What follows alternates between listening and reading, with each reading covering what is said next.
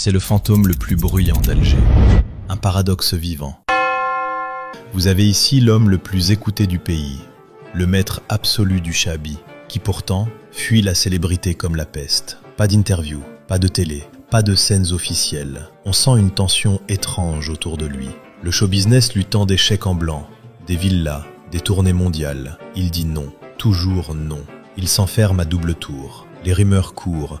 Pourquoi ce retrait radical ? Pourquoi cet artiste immense, célébré par tout un peuple, se cachait-il autant ?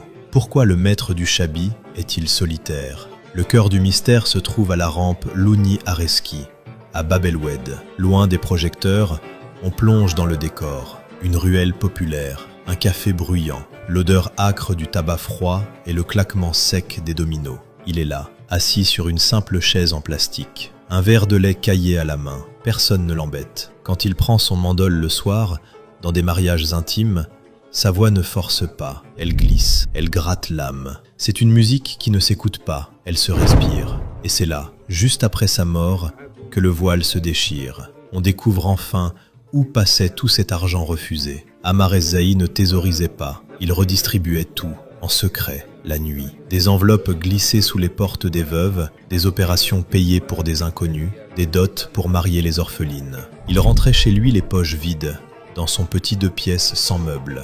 Le jour de ses funérailles, Alger s'arrête. Ce n'est pas un cortège, c'est une marée humaine. Des centaines de milliers de personnes qui inondent les rues pour pleurer un homme qui n'a jamais rien demandé à personne. On court toute sa vie après la richesse, alors que la seule couronne qui ne rouille jamais, c'est celle qu'on pose sur le cœur des gens.